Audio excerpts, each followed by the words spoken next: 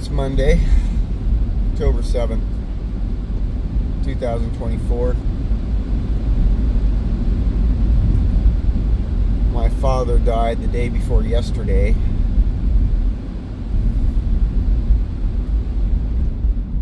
So I am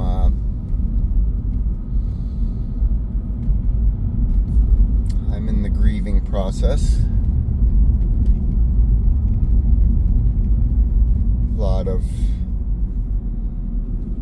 reflection on my life, a lot of tears. And bad feeling of melancholy, just all the memories of living with my dad and the times we spent apart. Because really,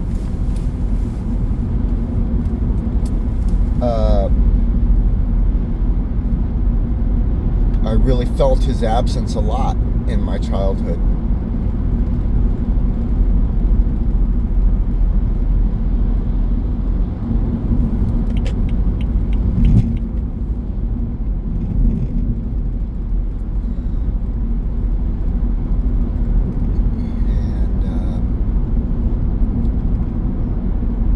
But yeah, a lot of, I feel, like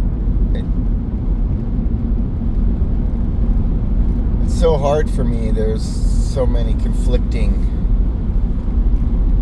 emotions.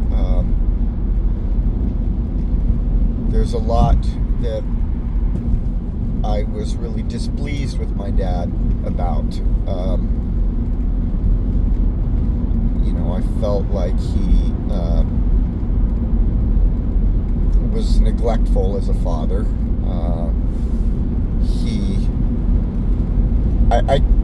I could forgive the absence. That wasn't really his fault. My mom moved me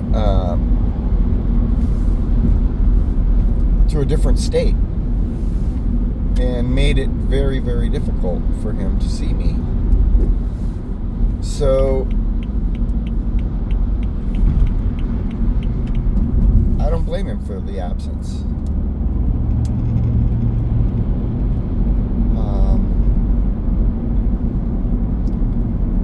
And there were times when he wanted to be in my life, or that we were living together, and I left. I didn't want with him.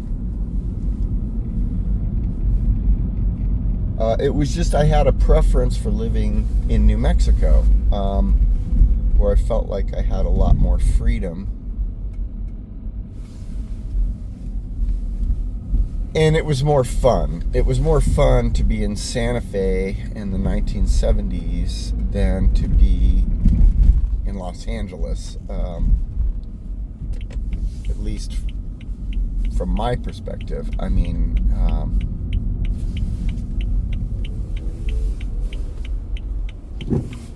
there was a lot of contrast between New Mexico and my life in California. New Mexico, we had pine trees and wilderness and rivers and hippie communes, drum circles and chanting,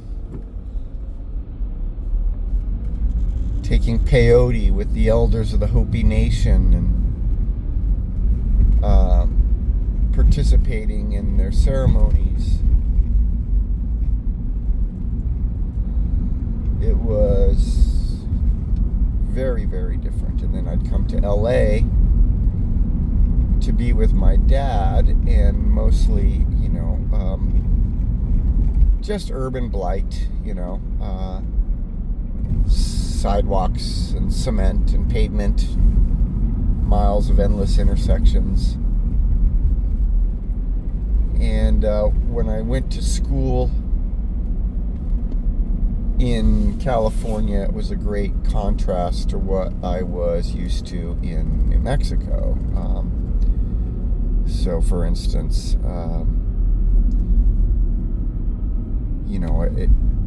I went to kindergarten in Pecos Elementary,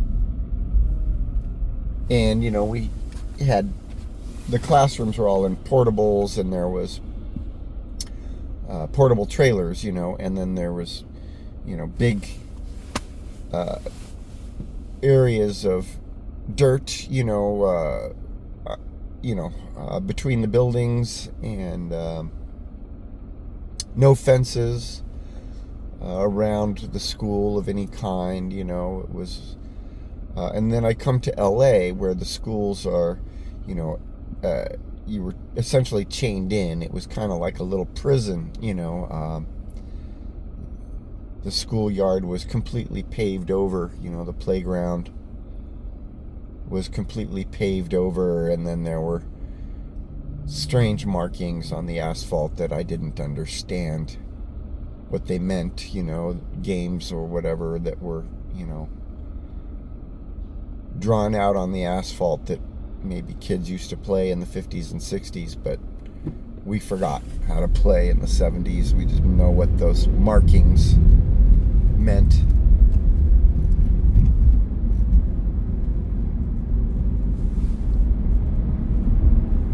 And Dad would leave me alone a lot. He would be gone at night and just leave me alone, there in the apartment, and he would tell me, not to let anybody in and not to go anywhere. So I guess that felt pretty restrictive. I felt like,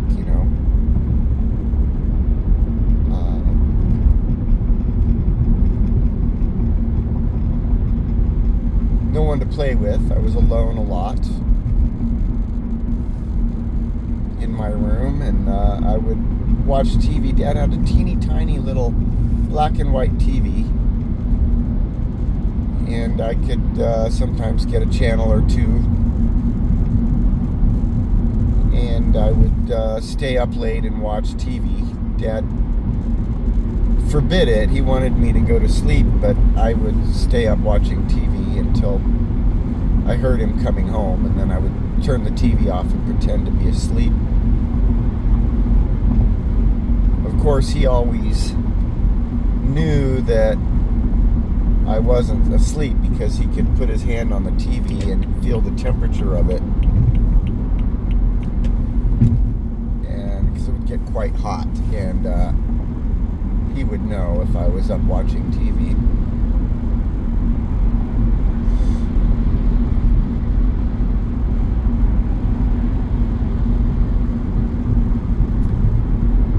Wasn't very entertaining either for a kid my age. Late night television in Los Angeles back then, you get a few channels, and it was, you watch Baretta,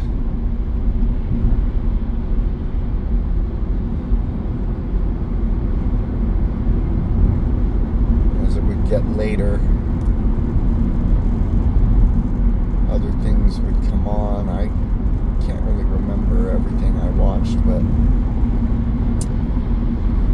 I do remember it wasn't very entertaining.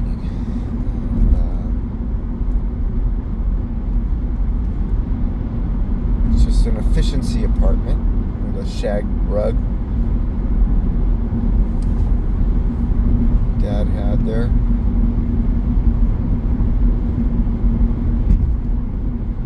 And then I'd go back to New Mexico, and it was, always with Mom parties and social events and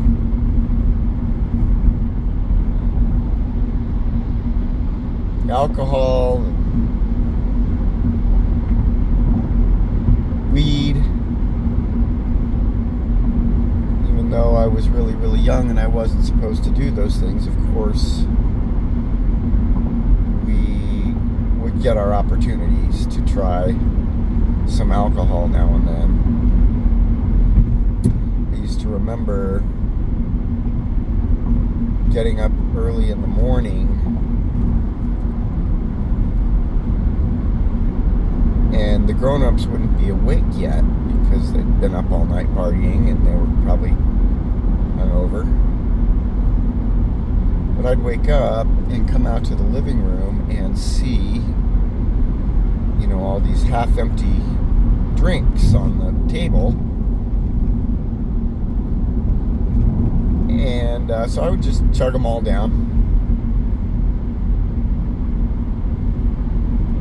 And maybe there would be a cigarette butt in the ashtray or a roach from a joint. So I would, puff on the cigarettes. I knew how to use matches. Even at that early age, Mom taught me how to use matches. Or I'd pull a roach out of the ashtray and have a few hits off a joint. So by the time the grown-ups woke up, I'd be bombed.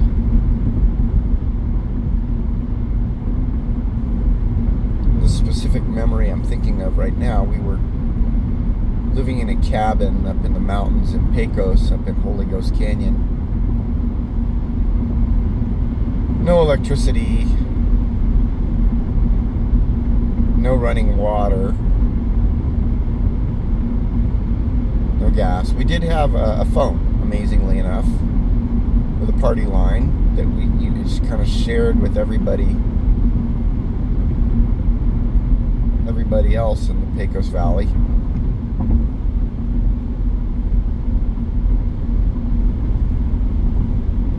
We were close to the end of the line, though, our party line, way up in Holy Ghost Canyon.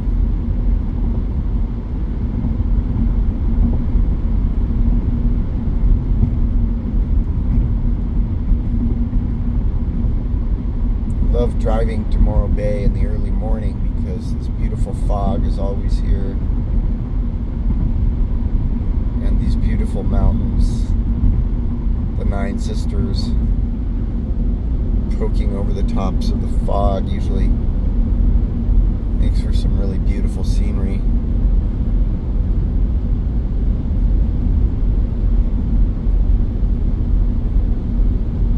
So yeah, wasn't all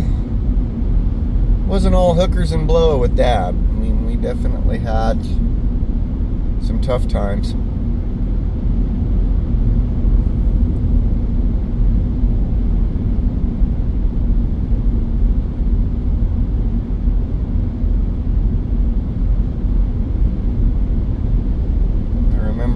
The first time I came to live with him in LA, he was a flight instructor, and he was just living in this tiny little, converted garage that was behind these people's house.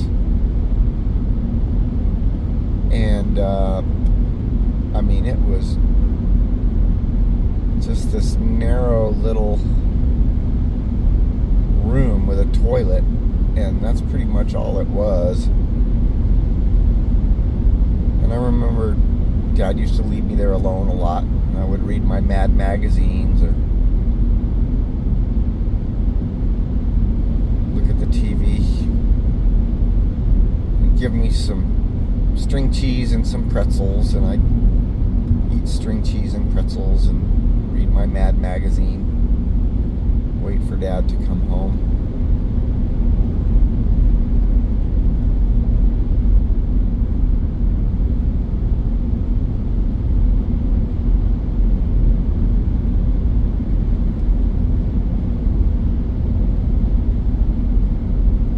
Well, we had a lot of really great adventures together also. Dad, was a pilot of small airplanes and a flight instructor. So I often got to go flying with him in the small plane. And he would do aerobatic tricks with me and the snap rolls and loops and dives and spins and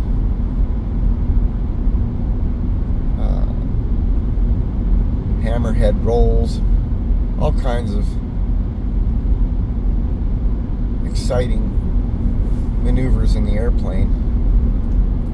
At first I was scared, but I got used to it and I learned to really enjoy it.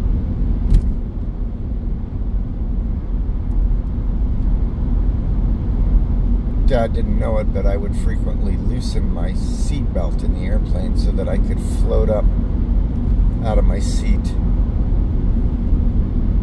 There would be times when if you peak in an airplane and then start to dive, you experience 0G.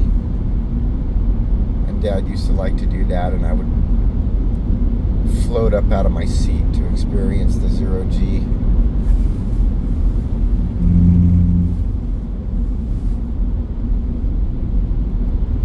One time we were flying around in his old Luscombe airplane, and we flew up to San Francisco, and we actually flew under the Golden Gate Bridge, which was illegal to do even back then.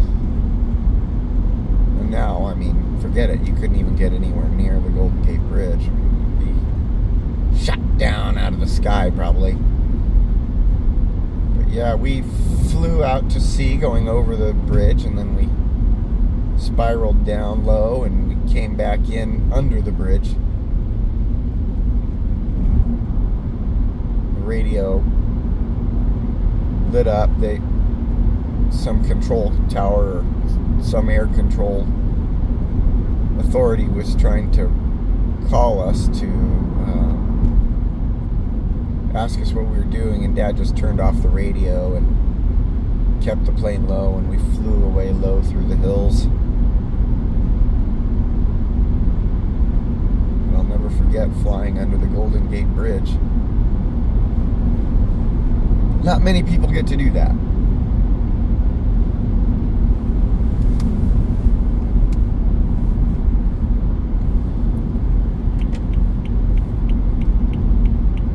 Dad taught me a lot. He taught me how to work on cars. We took an old 47 Willys Jeep and we took it completely apart and put it back together. Refurbished it.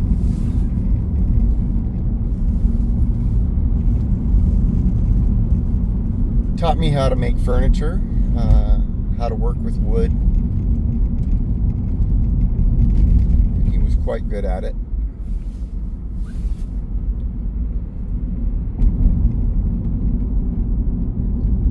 Taught me how to use every kind of power tool.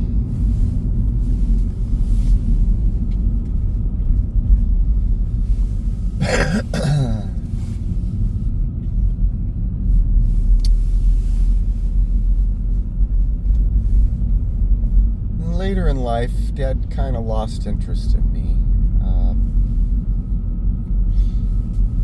I don't know exactly when. When I was 15 was the last time that we lived. Oh no, it wasn't the last time we lived together, but it was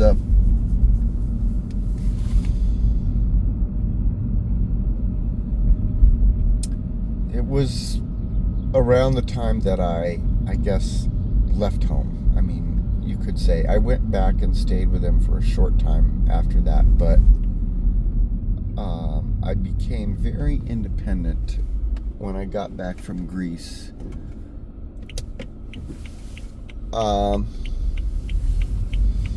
What happened was, Mom wanted me to go back to the U.S. because she couldn't control me and I was misbehaving.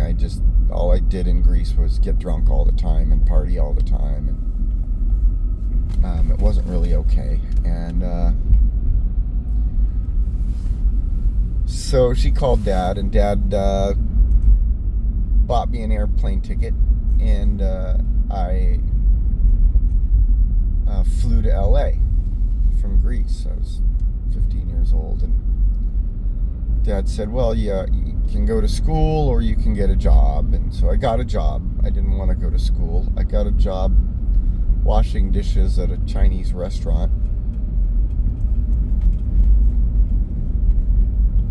And then my sister Angelle came through town and with her boyfriend, and they were on their way up to this commune in Oregon, and they had weed, and they wanted me to go with them. And I was like, no, I can't go with you. I'm, here with my dad. I have a job, washing dishes. And they were like, come on, who cares about the dishwasher job? Adventure awaits. You should come with us. And so they talked me into it. And Dad was at work that day, and I called Dad at work, and I said, Dad, I'm going to go with Angelle and her boyfriend to Oregon, and they want me to go now. Like, I can't wait till you come home from work or anything. They wanted to go. And Dad said, oh, okay, that's fine, son. And maybe I was expecting him to say no. You can't do that. But he didn't. And I think that might have hurt me a little bit. Maybe I wanted him to say no. But he didn't, and I got in the Volkswagen van, and I drove with Angelle and her boyfriend all the way to Oregon, and it turned out being not so great for me because I didn't stay there on the commune in Oregon for long. My sister's boyfriend didn't want me there very much, and so I left. And I went to live on the streets of Eugene, Oregon, which is another story that I'll tell you in another video. For now, what I gotta do is I'm in Morro Bay, and I gotta get out of the house in Morro Bay. I've been staying in the house, the Morro Bay house, for a very low rate, thanks to my stepmother, who was married to my dad for years, that I love very dearly. Without her, I wouldn't have been able to accomplish my mission out here. But she wants me out of the Morro Bay house, so I gotta get out. That's what I'm gonna do.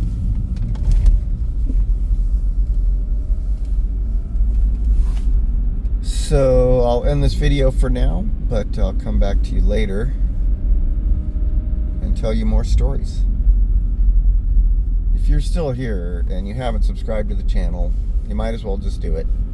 You obviously like to listen to my stories enough. You might as well just subscribe.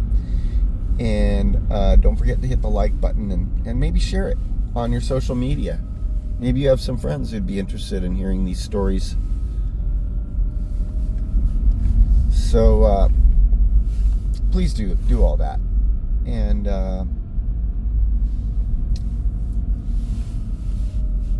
I'll see you in the next video.